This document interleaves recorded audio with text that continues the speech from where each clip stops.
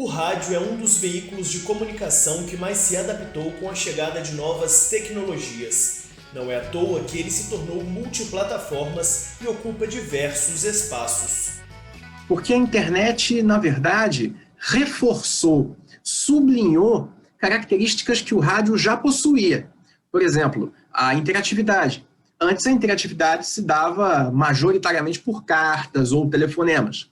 Esses meios continuam, mas hoje se usa muito mais o WhatsApp, se usa muito mais as redes sociais.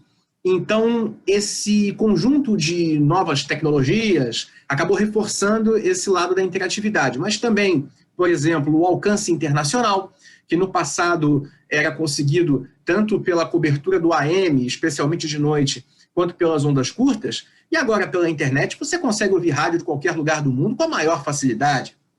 Tem também a multiprogramação, não é? O rádio ele é um meio segmentado por natureza, não é? A quantidade de emissoras disponível é enorme, então cada emissora vai se especializando. E com a internet, essa quantidade se amplia ainda mais. Então você pode criar programações simultâneas, variedades enormes, né, de programações que surgem, e tudo isso vai dando também mais opções para o ouvinte e também para o anunciante. Mas, ao mesmo tempo, a gente também tem outros recursos tecnológicos que foram chegando e foram também melhorando o rádio. Agora a gente vê esse processo do FM estendido, da migração para o FM, tudo isso também vai dando novas possibilidades e melhorando o serviço que as rádios prestam. Acredito que o rádio tenha sido uma das mídias que melhor tenham se adequado às transformações tecnológicas. E não foi só de agora, dos últimos 20, 30 anos, mas desde sempre, né? Ou seja, a primeira transformação tecnológica que aconteceu com o rádio foi no final da década de 40 com a invenção do transistor, que foi a mudança dos transmissores, né? A válvula para um sistema transistorizado. Isso já revolucionou o rádio. Mas logo em seguida veio a televisão, que a televisão foi um grande desafio, né? Foi uma ameaça que se colocou no caminho, né? Muita gente profetizava o final do rádio na década de 50 e o rádio se redescobriu, se reergueu, procurando saber qual é exatamente a sua vocação, né? Qual que é a vocação do rádio? A vocação do rádio é o vivo, é a prestação de serviço, é a conversa, é a companhia, é o som. O som que é invisível, é onipresente, ou seja, ele está em toda parte, ele não tem um lugar específico para você olhar, então ele está em toda parte.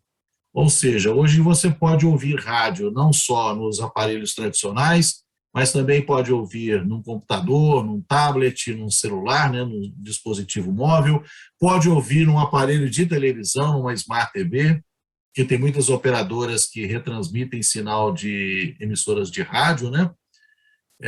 E agora também no YouTube, tem muitas emissoras que transmitem a sua programação ao vivo pelo YouTube, né? Então não vai faltar lugar e condições para cada pessoa ouvir rádio à sua maneira, onde e quando quiser.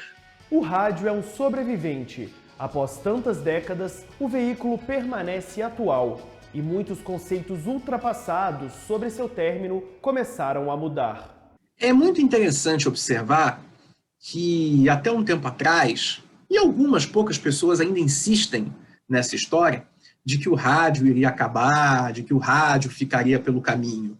E isso é um absurdo, porque a própria história do rádio prova que toda vez que um meio novo chegou, o rádio se adaptou. E por isso ele permaneceu. O rádio é um meio muito dinâmico. Eu diria a você o seguinte: se o rádio de hoje fosse o mesmo de 50, 60, 70 anos atrás, aí realmente a gente poderia questionar o futuro do meio. Mas exatamente pelo fato do rádio mudar sempre, do rádio se renovar, se adaptar às mudanças, tanto da tecnologia quanto da sociedade, ele permanece. Porque a única garantia que pode existir para a permanência de um meio é a mudança. E o rádio, ele se altera sempre. Por exemplo, na década de 50, a televisão surgiu de forma definitiva no Brasil. Naquele momento, muita gente dizia que o rádio ia acabar, porque os espetáculos sairiam do rádio e iriam para a televisão. Só que no meio do caminho veio o transistor, que transformou o rádio no primeiro meio móvel eletrônico do mundo. Saiu da sala de estar, é uma exclusividade da sala de estar, e passou a ser ouvido em todo lugar. As pessoas passaram a poder levar o rádio consigo. E isso forçou que as emissoras também mudassem as suas programações, passassem a fazer uma programação mais ágil, com relógio mais curto, com módulos de tempo mais adaptados a esse consumo dinâmico que as pessoas passaram a ter. Depois veio o FM, com uma melhor qualidade de som, com um sinal muito mais robusto, especialmente nos grandes centros. Isso também permitiu que o rádio aprofundasse, por exemplo, a segmentação. Então, sempre o rádio responde às novidades e até se antecipa, muitas vezes, a elas. Então, quem diz que o rádio vai acabar é porque certamente não entende de mídia, não entende de comunicação, não conhece a história da comunicação. E esse exemplo do rádio é muito bacana ver que ele agora também é usado por outros meios. Recentemente, a gente teve o aniversário da televisão, né, de 70 anos. E muita gente começou a se questionar, mas será que a televisão ela também não está com os dias contados diante do streaming e tal? Especialmente a TV aberta foi alvo de questionamento. E agora o que a gente diz? Olhem o exemplo do rádio. Olhem o exemplo do rádio. É nesse exemplo que a televisão tem que se inspirar, até porque a televisão é filha do rádio. Eu digo isso para os meus alunos. O modelo de negócio da televisão, especialmente da televisão aberta, veio do rádio. A tecnologia também é toda baseada no rádio, tanto que é TV aberta e rádio que formam o setor de radiodifusão, né? Então, quer dizer, um está ali ligado com o outro. O exemplo do rádio, portanto, vale para a televisão. Então, é muito bom também observar essa mudança da imagem do meio, né? De um meio que tinha o futuro questionado para um momento como hoje, que o rádio é visto como um bom exemplo de sobrevivência, de resistência e de permanência no cenário da comunicação, mesmo diante de tanta concorrência. Para Fernando, o rádio seguirá resistente e se adaptando aos novos formatos. Acredito que o rádio vai continuar se adaptando às novas tecnologias, não importa quais sejam e de onde venham. Porque é também engraçado, as pessoas pensam que a internet é a última fronteira do conhecimento ou do invento humano, do engenho humano. Isso não existe. Virão outras mídias, melhores que a internet, com diferenciais que a gente hoje desconhece, porque também a internet ela atende demandas que não existiam, né? Criaram-se demandas e demandas foram atendidas e assim é que a vida roda e o mercado roda. Então, independentemente do que venha, o rádio vai se adaptar e, além dessa resiliência que é natural do meio, é importante salientar que um atributo que justifica exatamente essa resiliência, ou seja, essa capacidade de regeneração do rádio, é a simplicidade que o meio tem. Isso é fabuloso. Num mundo confuso, caótico, poluído, como esse que a gente vive, ser simples é o maior atributo que se pode alcançar. E para fazer rádio, você precisa de basicamente 4 coisas para fazer rádio. Você precisa de voz, música, efeitos e silêncio. São 4 coisas, portanto, acessíveis. Para a maioria dos produtores, não exigem grandes recursos, né? Como é o caso, por exemplo, da televisão, que para você fazer uma grande televisão, você precisa de bons formatos, você precisa de uma grande infraestrutura. O rádio, ele pode ser feito com menos recursos, inclusive linguísticos, e isso faz com que essa adaptação, essa adaptabilidade seja maior. Isso é fantástico. Tudo que a gente vê hoje em termos de tecnologia é pensando em como fazer a vida das pessoas mais simples. E o rádio já faz isso há um século. Isso é que garante o sucesso do meio e a permanência do meio para os próximos anos. Getúlio explica que o veículo possui características únicas que fazem com que ele siga relevante. Sempre haverá, né, alguém ouvindo rádio pelos mais vários motivos, seja pela informação, a informação, por exemplo, de momento. Você está dirigindo um carro, né? Sempre vai ter um aparelho de rádio dentro do automóvel, porque enquanto você está dirigindo, você está ouvindo. Existem informações que, numa determinada situação, você só pode ouvir. O rádio merece sempre ser celebrado, O rádio é um meio democrático, é um meio livre, gratuito, que qualquer pessoa de qualquer lugar pode consumir, mesmo que não saiba ler, não saiba escrever, mesmo que não tenha um smartphone de último modelo, mesmo que não tenha acesso à internet, mesmo que esteja na solidão mais profunda, do lugar mais distante, não importa. Ela tem a capacidade, a possibilidade de consumir rádio e, através dele, se integrar à comunidade, ao seu país e ao seu mundo. Isso é muito bonito, isso é eterno.